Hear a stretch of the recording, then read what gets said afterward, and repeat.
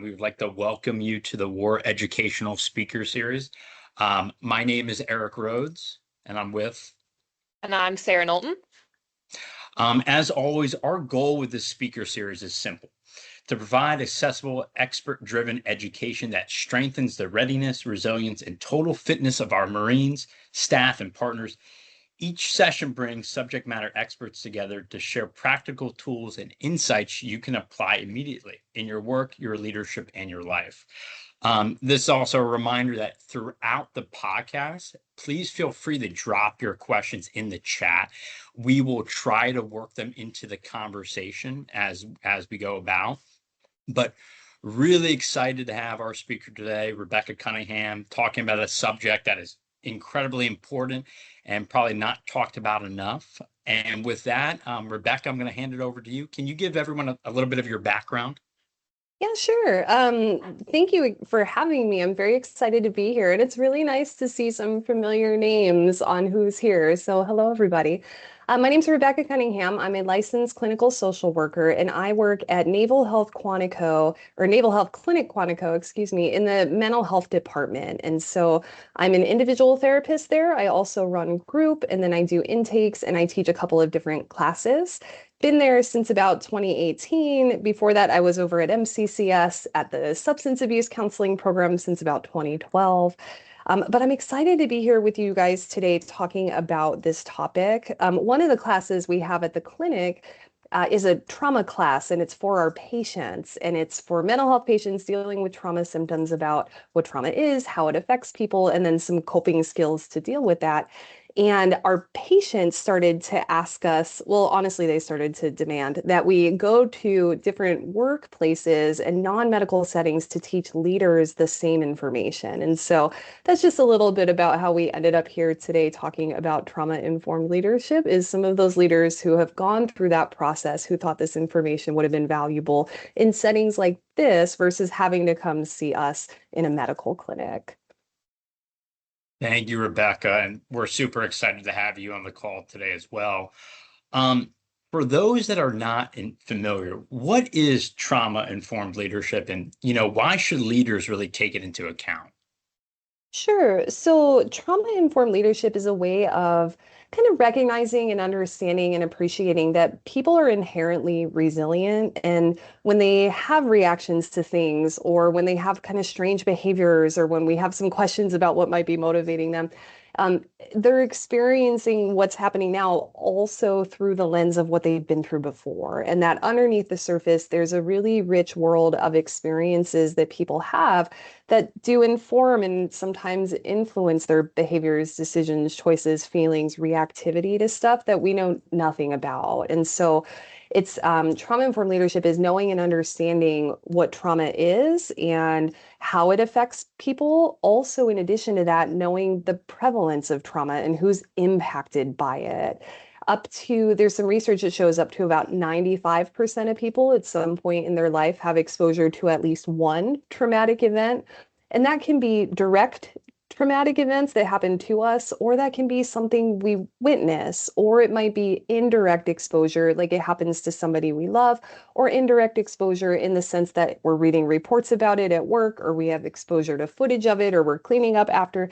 And so in the military, that number is a little bit higher. And so leaders need to know about trauma and what it does because of their service members who are dealing with this stuff and carrying this stuff every day.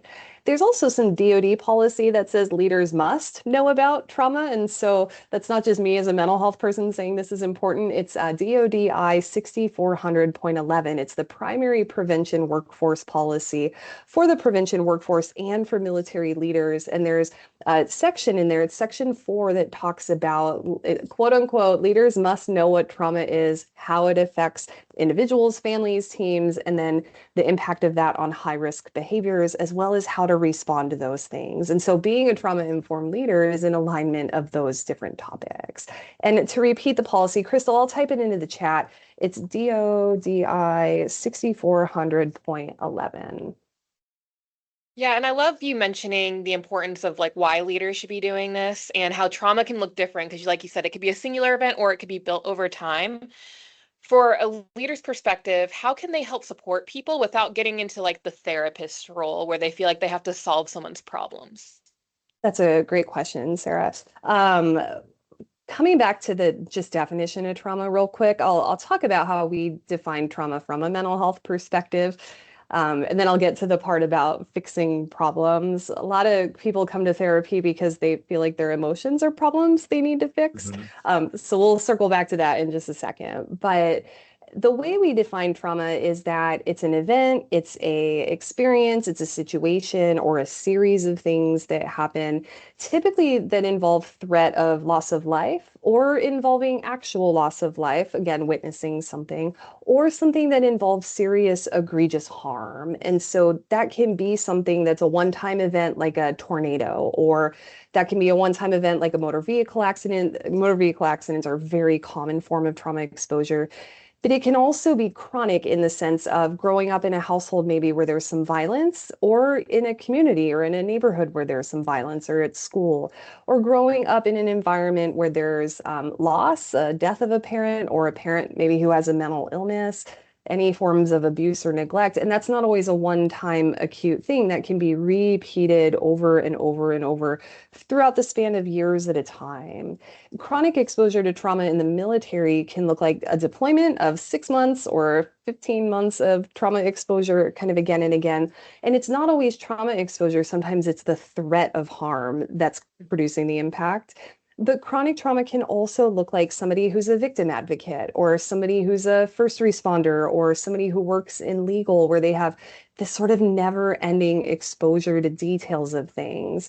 And sometimes that's job specific in the military, and sometimes it's not. It's role specific, where every leader at a certain point is sitting in on force preservation meetings, hearing about every trauma that's happening in the unit. Or it can be unit specific, where if there's a death or a suicide in the unit, it can affect literally everybody, regardless of their job. And so when we talk about trauma exposure, it can fall under that acute one-time event or that chronic kind of type of exposure, or it can be both. When it's both, we call that complex trauma exposure. It's a little bit of both throughout the span of somebody's life. And we're just talking about the definition of trauma. And so I mentioned earlier that up to about 95% of people at some point have some exposure to trauma in one of those domains. But just being exposed to trauma doesn't necessarily mean that that person's going to have PTSD as the effect of that trauma. Everybody experiences reactions to trauma, but not everybody experiences reactions that then go on to affect their relationships or their sleep or their functioning. And so those are two separate different things, the exposure to the events and then the effect of the events. And sometimes leaders wrestle with that of, well, everybody has exposure. It's not a big deal. We're fine. That's just life. When in reality, everybody reacts to these experiences totally differently. And the biggest effect of trauma is actually on people's sleep. Fun trivia fact, if you're ever asked about that. So when we talk about leaders and we talk about leaders wanting to fix people's personal problems, somebody who's experiencing reactions to trauma isn't typically something that needs to be fixed unless it falls under that list of high-risk behaviors. High-risk behaviors are actually a symptom of PTSD. It's listed in the arousal symptom category. And so that can be things like drinking or high-risk sexual behaviors. That can be things like speeding or self-harm. And so those sometimes are problems that need some attention or need some treatment. So on the behavior side, then there is a time and a place for leaders to do some problem solving. But the rest of the time, typically what leaders can do is show up for the person, try to understand what they're going through, having some empathy and some compassion for what the person's going through, not to coddle them, not to kind of have kid gloves, but just to have some humility to connect and build trust with the person. One of the biggest things that trauma affects outside of sleep is actually trust and connection with other people. And so leaders sometimes will try to problem solve, like, oh, hey, you're upset at work. What do you need? How do I fix it? What resources? And in reality, somebody might just need a day to process and to be away from work. It doesn't always require this sort of problem solving thing. Going back to how people like to problem solve, after trauma, what people will do is they'll do that. They'll find a problem to solve. And a lot of the times it's emotions or it's different changes in thoughts that have to happen after trauma or different reactivity that happens after trauma. And they'll start to avoid things.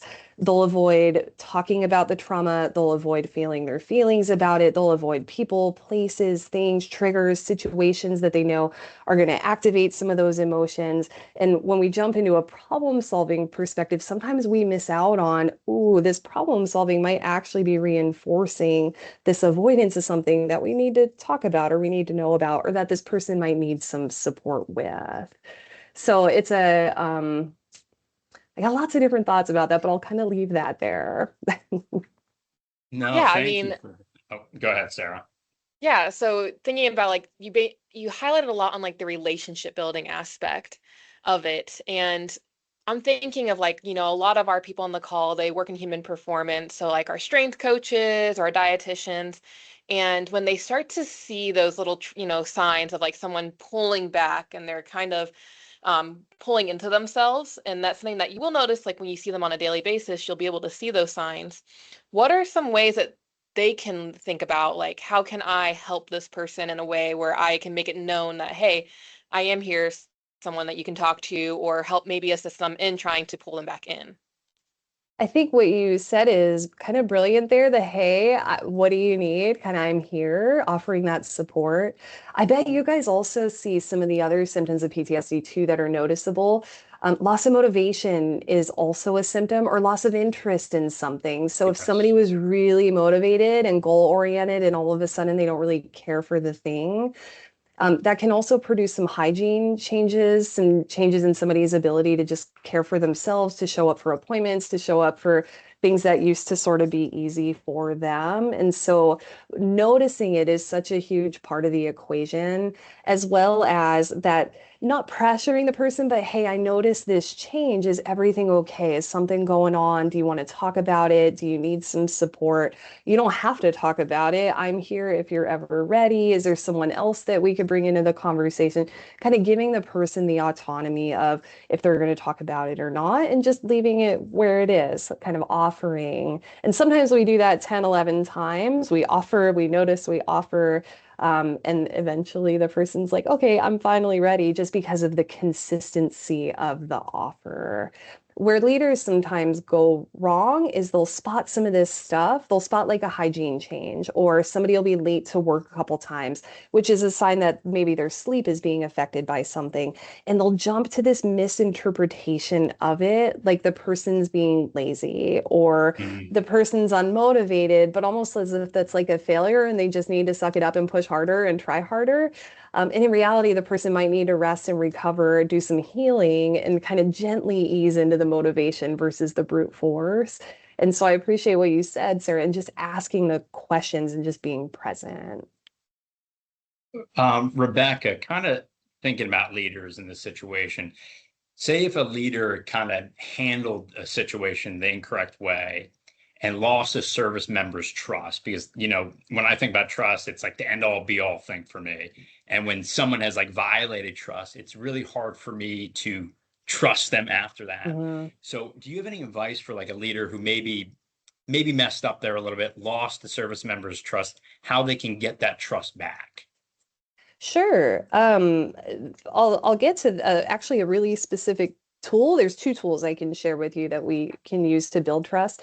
But just to talk about trust real quick. So when we talk about trauma, not just trauma, but also moral injury is when a person does something that violates their values, or something happens to somebody that violates their values in a really big way. Usually the stakes are really high, or we witness something that happens that violates our values. So those same layers of exposure can happen with moral injury that we talked about with trauma. And moral injury can also be a single event, or over time it could be repeated.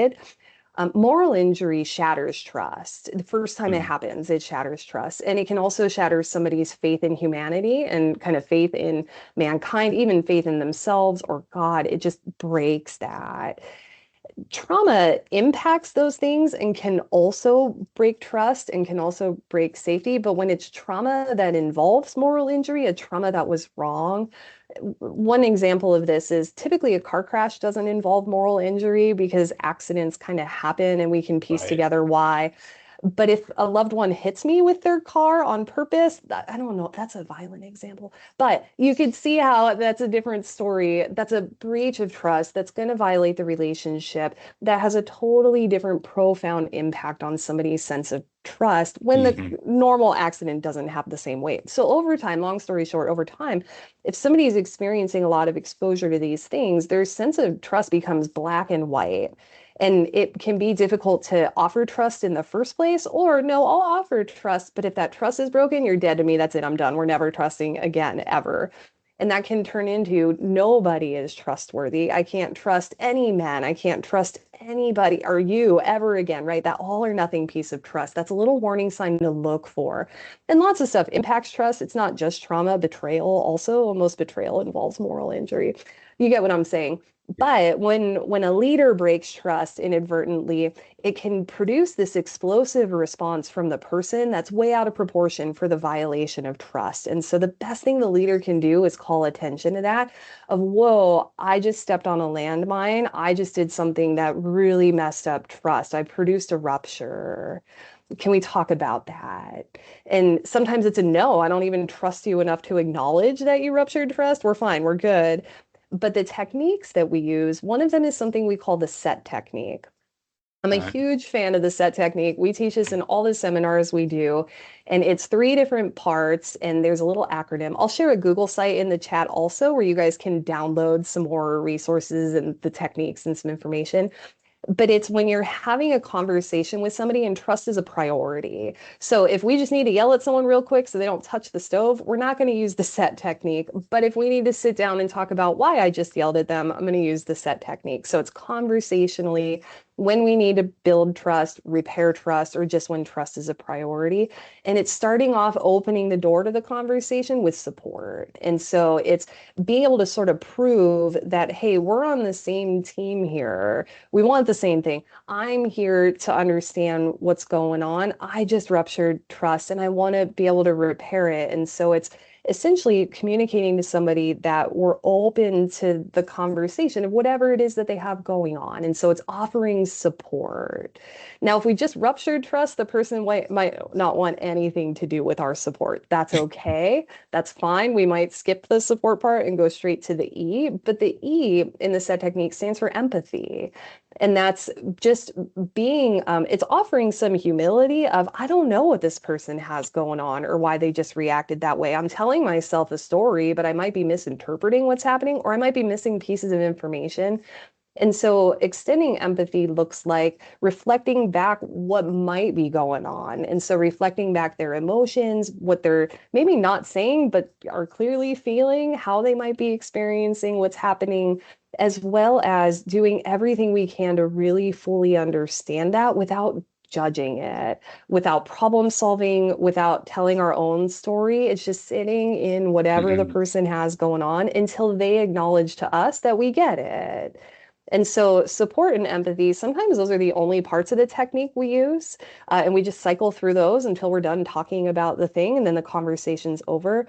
But the T, the last part, is the talking about the thing or the truth. Here's what's going to happen next. Here's what I'm going to do differently. What do you need for me to do differently to repair trust? It's getting into the problem solving. So the problem solving piece is still really important, but it's last. We finish with it. We don't start with it. We start with attending to the emotions, attending to the trust rupture, attending to what the person has going on so that they know and understand that we have their back. And then from there, if appropriate, do the thing. So that's the set technique. You can use that with kids. Kids tend to respond well to the set technique. And what's kind of funny is little kids, when they're in trouble, if we use the set technique, sometimes they'll punish themselves when we get to the truth of like, okay, you're still in trouble. What do you think your punishments should be? But they know you still love them and that it's not going to change the relationship. And so it's funny. Kids will stay regulated when we practice this with them. And then we can also use this with our partners. We can use this with colleagues, with friends. There's not really a conversation where the set technique is off limits. Even if we wildly disagree with the person, even if we're angry with the person, even if it is a huge deal, the thing that we're talking about, the set technique we can always utilize.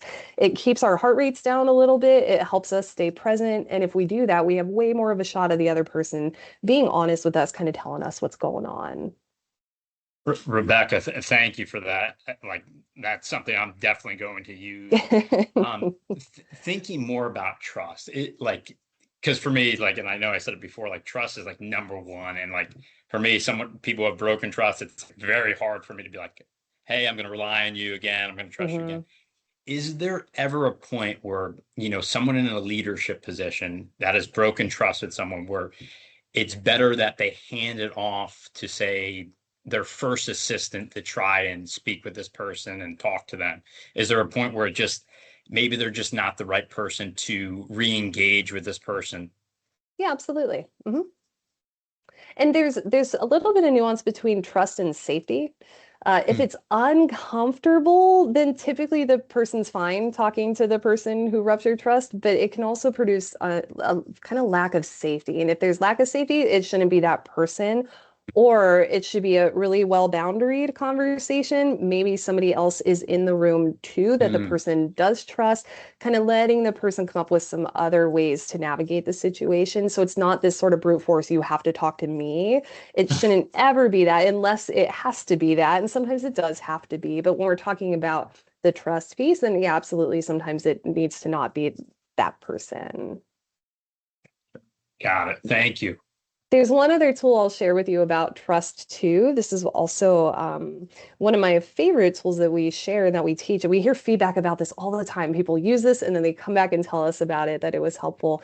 But it's when we are trying to figure out when something happened, especially if somebody's in trouble or they did something wrong or they did something weird or we don't quite understand why their hygiene changed. We don't know what's going on, but we jump to a conclusion of this is bad, they're lazy, they're broken, they're kind of fill in the blank, whatever. So it's when we have the urge to figure that out or when we start to assign blame. This can be really subtle of like, well, yeah, you were late to work, but you kind of did that to yourself. Like, we'll jump to that. You let this happen. You signed a contract. You're the person to blame for this thing. And so it's instead of that, it's when we want to do that, but when we really shouldn't do that because that breaks trust too. It's sitting down, practicing the set technique. And then when we get to the truth, it's asking the question of, hey, help me understand everything that might be going on right now that's contributing to this thing, to why you got a DUI, to why you're late to work, and to start thinking through different types of factors that might lead to that. Is it childcare factors if someone's late to work? Are they sleeping well? Did something happen that morning that changed their routine? Is their partner deployed? What is going on with at home? What's going on with their physical health? Is this a I just don't want to be here thing and they are being a turd? Pardon my language, the Marines taught me that that's how they talk about that. So it's just figuring out what are all of the things that are leading to this, knowing that the person did this to themselves, that they may have let it happen. That's all fine, but we're not in a courtroom. We want to build trust. We don't want to put someone on trial. And so it's no shit writing down or creating a pie chart of everything the person tells us that's influencing why this happened, why they made this decision, why they weren't able to do this thing. And then using that to guide the conversation of, oh, wow, there's 6 or 7 different things on here that you might need to address with your PCM. Do you need some help making an appointment? Or, hey, that's a really big red flag for stuff that's going on at home. Do you guys need to talk to somebody at FAP or the new parent support program? Can we help with family planning? And so it's a really valuable leadership tool to help guide what resources somebody might need, not so that we throw every resource at them, but just to understand the full picture. When we only know 1 or 2 pieces of the pie chart, when we don't do that, we fill in the rest of it's this person's fault or it's my fault or we kind of jump to those conclusions when we don't have all the data. So I like to call that a no fault investigation because we're not looking to do something punitive. We're just looking to understand.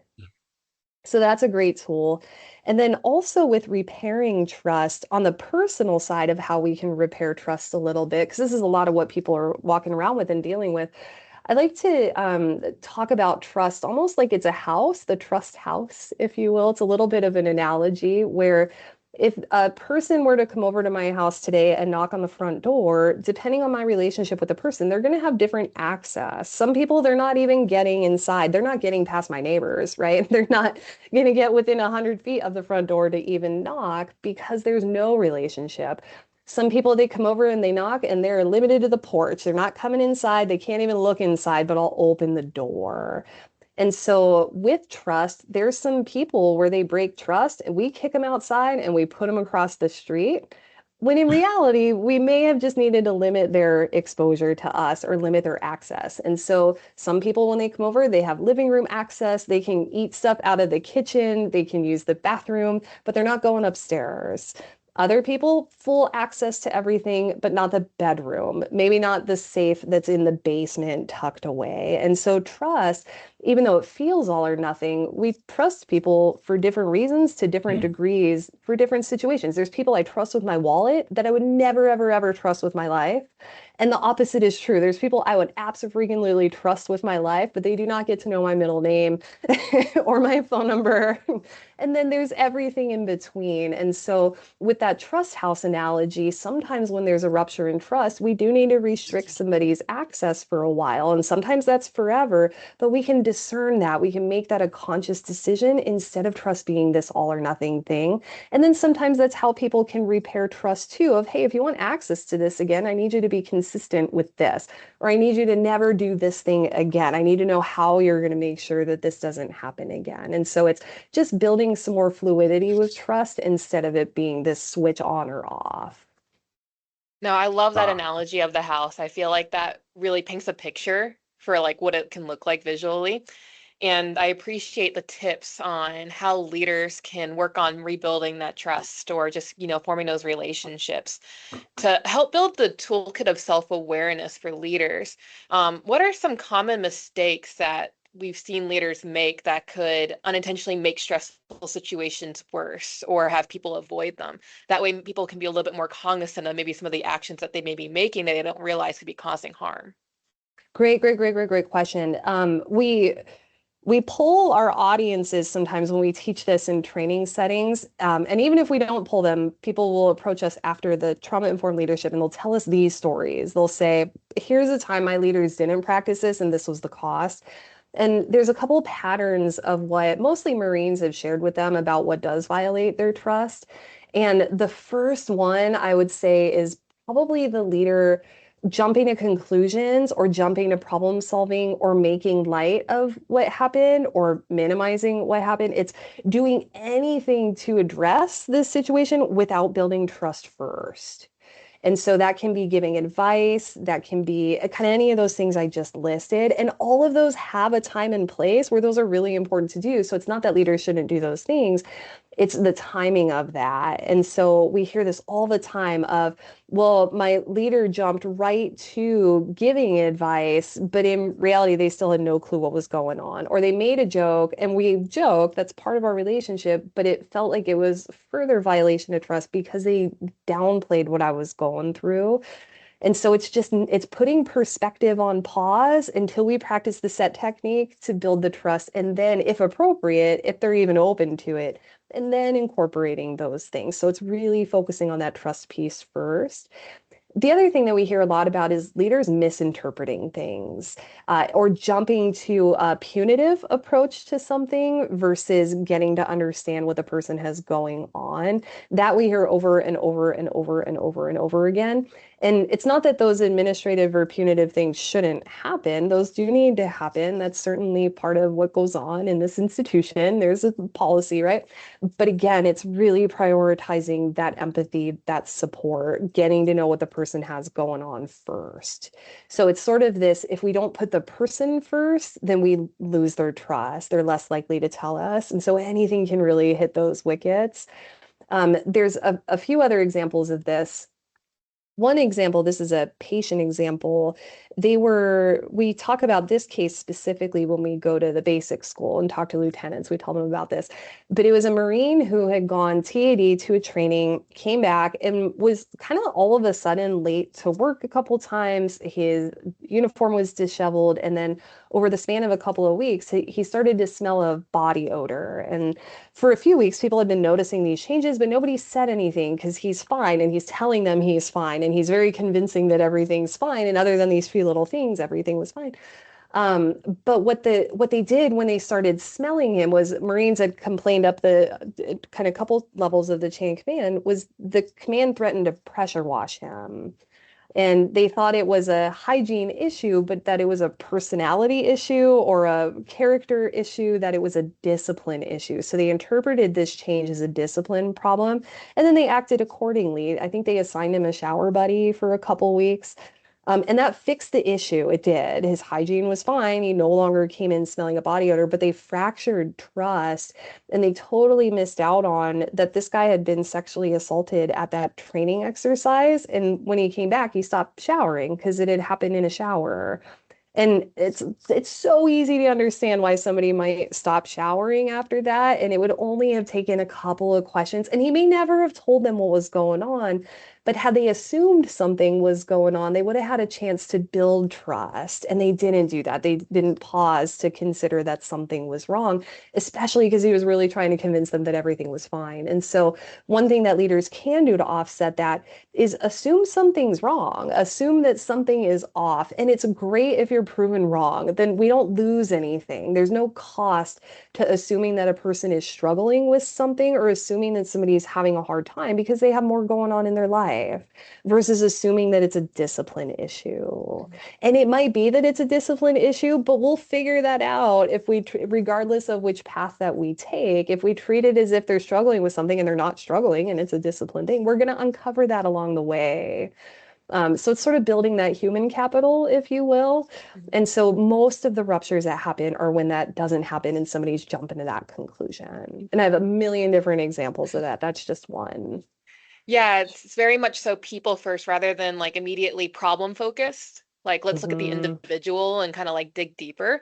And with that in mind, what are some of those signs? Like that story was a great example of one, but what are some of the signs that someone might be struggling with stress or past experiences that Sure. leaders may need to be aware of? Great question. Reactivity changes first and foremost, and that's some of the first changes that happen. And that can be in either direction. This can be black or white, where it's increased reactivity. People start going from 0 to 60 over something that they didn't used to go 0 to 60 over. Like, hey, I notice when people are talking at the water cooler, you're grinding your teeth, you're tapping your pen, and you get up and leave versus that, what's going on? That didn't used to happen. You used to be able to sit still just fine. Or, hey, I notice you're more irritated in our team meetings. I notice you're having these outbursts. It's that sort of aggression can be part of that. But Mhm. that 0 to 60 isn't always aggression. Sometimes it's anxious, where hey, I told you we need to talk, and you acted like I was going to fire you and throw you in a jail cell when I just need your timesheet. Like, that's a change in reactivity, too, that catastrophizing. I'm guilty of the catastrophizing. Me too. But it can also be increased hyperactivity. And so increased arousal is a big red flag. Somebody's got something going on. And then decreased arousal is also a red flag where now somebody's checking out. They're too chill, they're too calm, they should be upset. Normally they would be upset and they are just flat. That also can be a little bit of a warning sign. So changes or shifts in reactivity that didn't used to be that, or that sort of get worse over time. And there's a lot of things that influence that. Sleep influences that, physical pain, screen time can influence that. Trauma is certainly one, it's one of many, but it's always something to be on alert for. Even our thyroid levels being off can change our reactivity, right? So it's not that, hey, it's because of this one thing. It's always, hey, there's something more here. This isn't normal for you. What's going on? Rebecca, what about those that have like kind of that poker face that are like very hard to read? Because like I see people with like change demeanors like quickly where I'm like, yeah, that's not who you normally are. Like something's Mm. up. And then there's those people who you can't read at all where I'm just like, man, they're always even keeled. Then you find out later there was something going on behind the scenes, and I was like, oh, I didn't expect that was happening at all. Right. Well, and sometimes there's no visible warning signs. It's all stuff that's happening behind the scenes. For some people, they there's these changes going on. They're experiencing these reactions, and where we see it is in their behavior, not necessarily their appearance. And so what this can look like is changes in behavior, again, that are dialed up or dialed down. Hey, you're staying late at work every night. And you weren't doing that before. Or hey, I noticed you've taken on 11 new projects in the last 5 days. Is everything okay at home? Hey, I noticed you're running every single day, but I also saw you go to the gym at Chow, and then someone else said they saw you go to the gym after work, and then somebody else said that you were there at midnight. Is something going on where this is, so it's the behavior sometimes.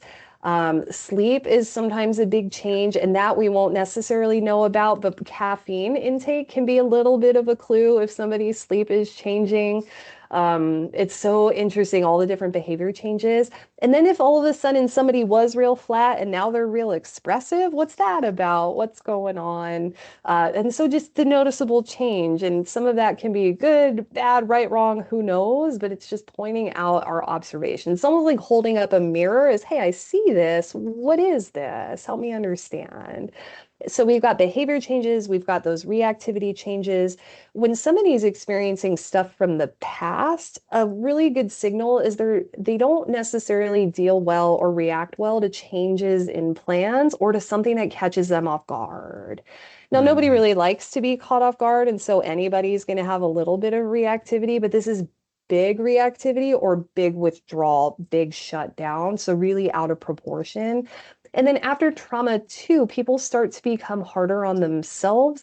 And then they start to have big physical and emotional reactions to things like being caught off guard. So it's sort of that things coming up again and again. And we see a lot of increases in symptoms around really key important things like anniversaries of stuff, things being in the news, different things being on social media. And so sometimes it's not this big kind of visible change, but this time of year, this person isn't as involved in stuff. They're a little bit more kind of standoffish. It's sometimes it's really, really, really subtle and hard to see, and we don't get to see all of it. Yeah, good question. Thank you.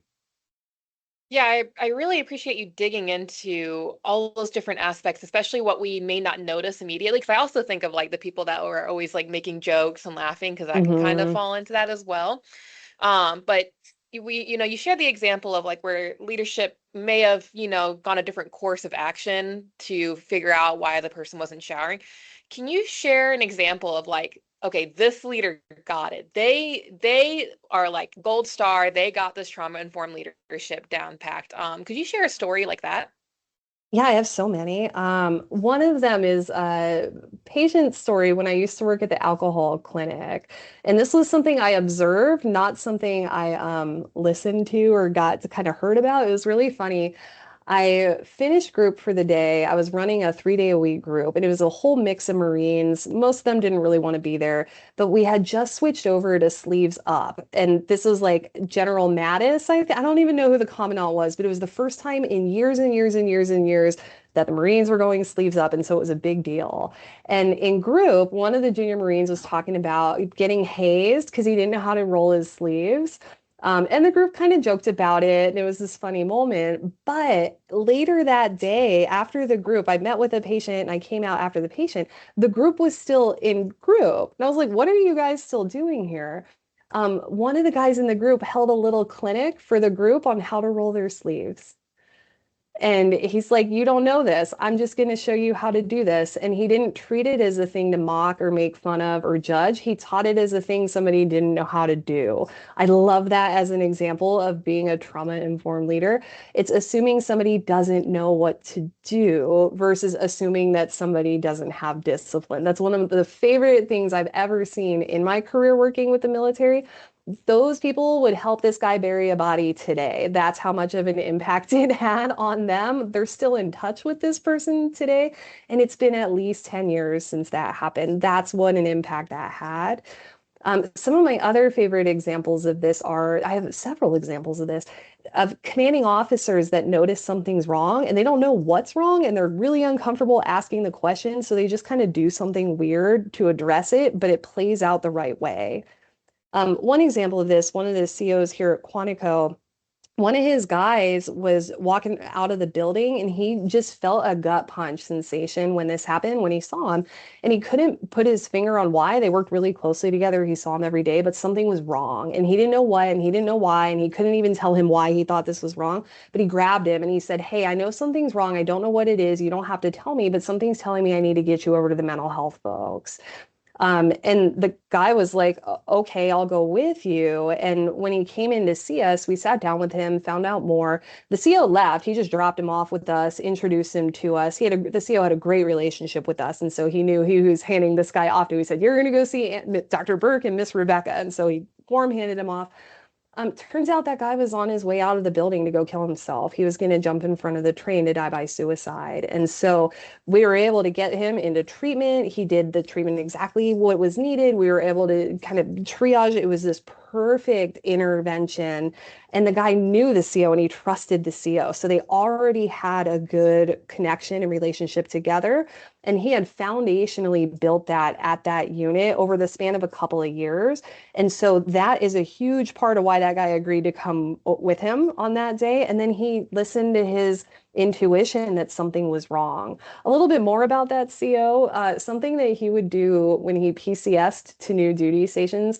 He would go and he would do an intake with all the mental health programs. This is why we knew him. He came in, he'd fill out the paperwork, and then he would meet with the person. And sometimes he would continue and do some counseling, and sometimes he would just kind of go through the intake process. But he could tell us the names of the admin people in every program, all 14 programs at Quantico for mental health, at family advocacy, at the new parent support program, at the substance abuse clinic. He knew every front desk person's name. He knew exactly how many pages were of each part of each intake packet and how long the intake was going to take because he went through all the intakes. So when he had a Marine who needed help, it was, "Hey, let's go to the new parent support program. It's going to take us about 30 minutes. They're going to talk to you about all the options. You don't have to do any of them, but I just want you to meet with this person so you know what exists." So he had already built that. And so he's just an example of a really incredible leader who knew even him sitting in the waiting room in his uniform was going to be a good influence on his Marines. And so sometimes he would go to therapy to talk about baseball or football, not even to do therapy, but just to go and to put it on his calendar so that it was okay. If the CO can go to therapy and that's on his calendar, therapy, maybe I can go too. And so I love that as like a preventative approach of a leader. And then I also love that as that immediate intervention of knowing something's wrong, letting the person just kind of decide if they're going to engage or not, but hey, let's get you to the right place. And that I've heard multiple stories of leaders, enlisted leaders, officers, even some junior folks of, "Hey, something's wrong. I don't know what it is. Can we go talk to somebody to get you some help?" Or, "Hey, can I give you," one of them, "Hey, can I give you a hug? I know you're struggling right now and I'm not a hugger." But something's telling me I need to. And hey, can I bring you into my office? Hey, can we go break bread together? Something's wrong. I'm hungry. Why don't we go? And so just that piece, multiple people have come back and said that that's life-saving. I think that stuff's amazing. Like, and I think so. My background, Rebecca, like I was a former strength coach, and we would always, talk to our interns and tell them, "Hey, know the names of the people that you're working with." That little, like, just instead of saying, "Hey, man," or "Hey," like being able to call them by their first name, like they go, "Okay, this person actually knows me a little bit, Mhm. cares about me." And then I think the little things, just like showing that you care for individuals, like, I remember when I would have athletes get MRIs and I would just go there and kind of stay there and be part of the process. So they feel like, okay, this person's part of the process. They care for me outside of the X's and O's of what I'm Mhm. doing in the weight room. And I just think that's really powerful stuff. And, thank you for your example there. Just really good reminders. Yeah, it reminds me of a first sergeant when I worked with the Army, a first sergeant that I worked with, and one of our drills, their house caught on fire. And we Mm. were in the middle of a cycle break. So during that time, they were doing their resiliency week where it was like you have a checklist of things that you have to get done. And he told her, he was like, go home. Just Hmm. you have things to take care of. I know you want to like don't want to miss out, and I know that you're stressed about like the checklists and making sure that you get all your stuff done before the weekend, but just go home. Like we will cover down. Like unit has you. Do not stress about work right now. Go Hmm. do what you need to do for your family, for your kids, and everything. And like your story, that kind of reminded me of that because he was a great first sergeant. Like he was phenomenal with getting to know his people and allowing them that time to be actual people outside of just being a part of like the army. Like we have the Right. identity of soldier, marine, but we are people outside of that as well. Hmm. I love that. Yeah. That reminds me. So, um, I co-facilitate trauma-informed leadership with Lieutenant Mike Murphy. Wonderful dude. He's the OIC over at the basic school at the clinic there at Ray Hall, and he's a prior recon Marine sniper who's now an emergency room nurse who's now working on his psychiatric nurse practitioner degree. And so now he's wound up in the mental health field. But Mike is a fantastic leader. Mike's the guy that gets texts of, "Hey, I need you to take my guns for a couple days." And he goes, "Okay." And that's it. That's it. And that one little thing of people trust and respect him to hold on to their firearms when they're at high risk, which is incredible. I really appreciate that about Mike. And then I'm also thinking about another leader who went through his own suicide attempt. And then he ended up getting sober, entered recovery, and he volunteered for his unit of, hey, if somebody needs to go to treatment, can I be the one who drives them if it has to be somebody from our unit who drives them? If somebody has to go to the hospital, can I be the one to drive them? That way, the person who's sitting in the emergency room with them gets it, who knows what's going on. And that made a huge difference too for the people that he was able to support on those worst days and those hardest days and him in that he was able to sort of give back. It helped him sustain his own recovery. So I thought that was a really cool example of being a trauma-informed leader of somebody who got his trauma treated and then passed it along and kind of kept sharing. I love that. And I think it really is. It's getting to know those people and taking the time to just be person to person with Hmm. someone. Yes. Because I think sometimes like as leaders, like we get caught into that, I'm a leader, you're a subordinate, and there's that line. But in the end of the day, we want to be able to help each other. We want to be there for the Hmm. people around us. So I think, yeah, I think that's a great representation of that as well. I do as well. So one thing, Rebecca, I think before we kind of move this over to the chat, this might be a longer one, so yeah, the Q&A in the chat might be a little bit shorter. But looking at trauma from past, you always hear about childhood trauma, some of the most devastating stuff, and I would say some of the hardest stuff to get over, or maybe you never get over, or try to continue your life with. In a leadership position, what is the best ways to go about trying to recognize those things, understand those things, and acknowledge those things if you have a service member who has childhood trauma? Sure, great question. When we talk about childhood trauma and the impact of childhood stress, it's actually a little bit more broad than trauma, just because of our development. And like one example of something that can be really impactful on a kid is their parents' divorce, but that might not necessarily be a traumatic event in a sense that it's stressful and life-changing, but it doesn't necessarily involve that threat of harm. Everybody can do everything well and it goes smoothly and everybody's good, but it still has an effect, right? And so if I'm 40 and my parents get a divorce, totally different story, probably not going to have that same impact. So just being a kid sometimes increases our risk for how different events affect us. So there's some really incredible research. It's the ACEs research, the adverse childhood experiences, where what we've learned over time, not what we, I didn't do the research, but what has been learned over time is that kids who have stressful childhoods because of trauma, because of abuse or neglect or violence, or because of a parent who has a substance use disorder or a mental illness that's not being addressed, or they do lose a parent to abandonment or to death, or just different types of household sort of dysfunction, as well as stuff that happens in the community, those adverse childhood experiences are linked with adult health outcomes. And what those health outcomes are kids who have some of those experiences or a bunch of those experiences, they're at higher risk for things like stroke and diabetes and heart disease. They're at a higher risk for things like chronic pain, for musculoskeletal injury. They have a harder time navigating musculoskeletal injury recovery. They're more likely to develop things like sleep-related disorders, eating disorders, autoimmune conditions, mental health disorders. It's a really long list of health outcomes with these ACE experiences. And it's not that these ACEs produce those outcomes. That's not the link. It's that having that stress at home, growing up in a chronically stressful environment, produces a chronic stress response. And that produces hypervigilance. And that produces things like an increased threat sensitivity, that produces triggers, that produces mistrusts, that produces changes in safety. And all of that affects relationships. And all of that affects somebody's ability to kind of function. And sometimes that's for good kind of outcome. So kids who have high ACEs, they tend to develop a very specific coping skill set. And that coping skill set is they tend to shove shit deep in a box where it doesn't see the light of day ever again. And then they bury that box deep underground until they come to therapy. I know none of us here today cope like that. But that coping is really important because then they don't go to the doctor for a little bit of anything. So if there's a little bit of heartburn, that's a signal of some serious GI issues. They're not getting that seen until it's bleeding.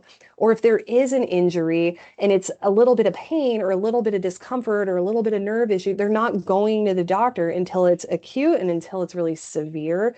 When in reality, had they been seen sooner, maybe we would have had a chance to offset the impact, to get them some treatment, to have earlier intervention. So it's a very indirect kind of cost of ACEs. The ACEs produces coping, chronic stress response. That's really bad physiologically for us over time.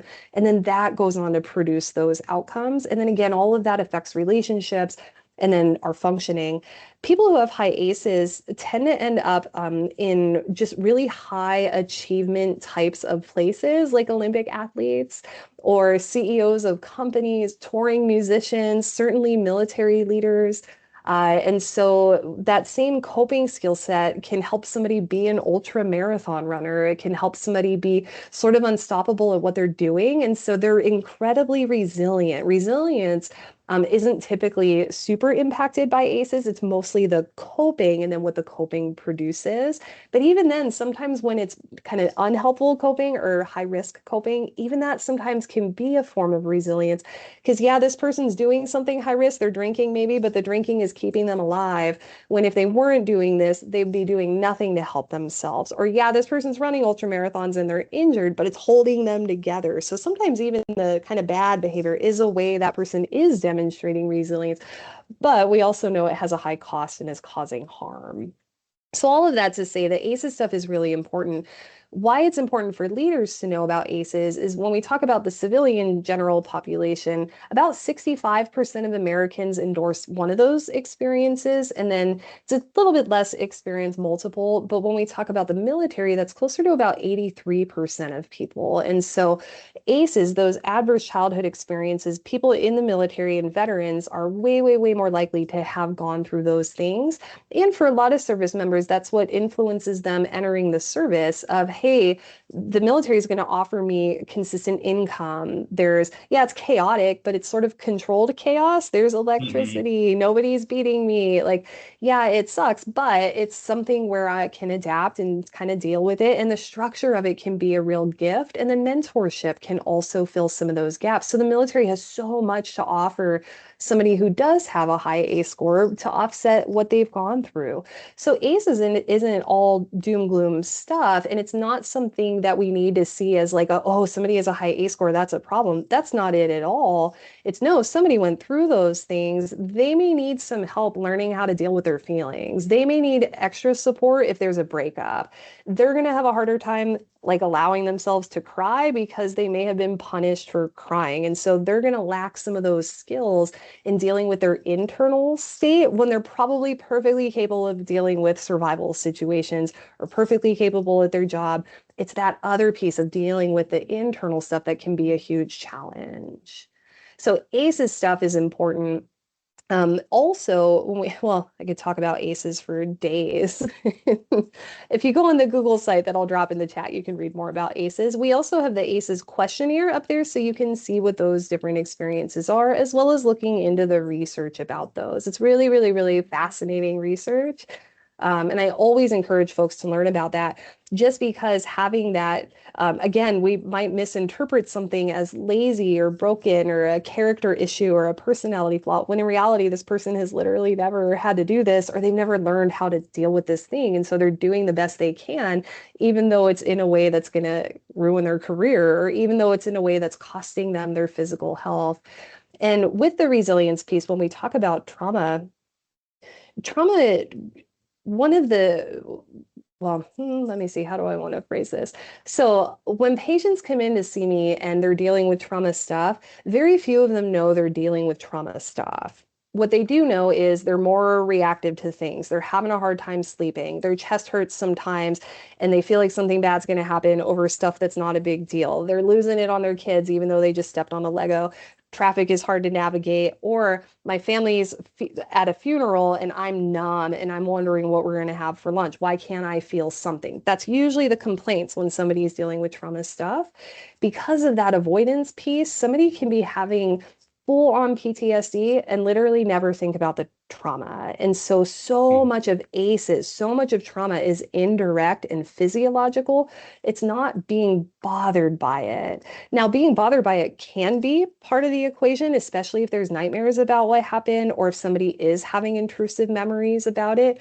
But that's one tiny sliver of what trauma actually does, and it's not a necessary part. In fact, most people aren't sleeping well enough to have nightmares. And so when somebody does sleep better, sometimes we even see that get a little worse. So it's sort of a myth that if it doesn't bother me, it's not affecting me. And it's really learning about what are those effects that are under the surface. And leaders sometimes reinforce that when they say stuff like, well, it shouldn't affect you, or it's not that big of a deal. Hey, kind of that jumping to problem solving, jumping to interpretation versus help me understand why you're reacting this way. That can also help the person because the person may not know why they're reacting this way.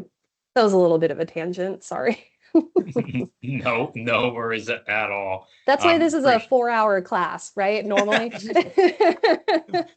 fair enough. You can see why. Um, with that, we'll open up the chat to see if anyone has a couple questions. I'm going to add that Google site. Yeah. I'll also put my email in there. Thank you.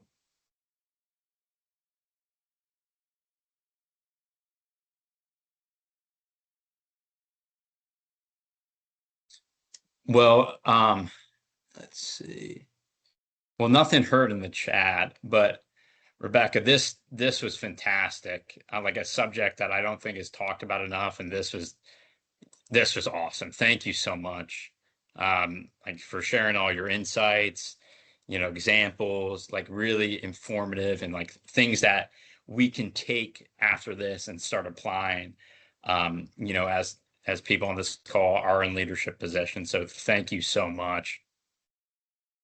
Yeah, I really appreciate it. It's been really amazing getting to teach this seminar. We go to very formal training settings like TBS and EWS, and also very informal leadership settings like different units. And the response over time has been, we want more of this, and everybody needs to know this. My doctor doesn't know this. My parents don't know this. I didn't know this. This would have been helpful 20 years ago. And so I really appreciate you guys hosting this today and being willing to hear more about this topic. I think it's so much of a benefit to folks who do need it, even just to understand kind of where to go if I spot some of this. So it's been an honor and a pleasure, and I appreciate you. Yes, thank you, Rebecca, so much. We really appreciate you talking about this topic. And for anyone that's listening that wants to re-listen or if they want to share it, we will now be uploading all of our speaker series onto DVids at the link that I just dropped into the chat. We have our previous two speakers, Dr. Andy Galpin and Brianna Battles, and we will, as soon as possible, upload Rebecca's interview as well for anyone to be able to access. You can listen to it on DVids, on Apple, on Spotify, and other providers as well. And then before we leave out and close out for today, our next speaker series is 18th of August, and we are going to be interviewing Dr. Kanaka on the use of AI in relation to human performance and warfighter performance. There will be an opportunity to do this in person on Quantico, so it'll be both virtual and in person. For anyone that is interested in doing it in person, I will drop the link in the chat. I can't upload the PDF due to people being of different organizations, but we will be sending out the information via email, just like we do with any other speaker series. So I'm just going to drop this here real quick. And we should be good to go. For those who have issues, I did work on the link and people did say that it was working now. So go ahead, Shaniqua, give it another try. If it doesn't work, just email me and we can get that sorted. But thank you again, Rebecca. Really appreciate you taking the time to talk with us today. Thanks so much. Yes. Thank you. Have a great day, everyone.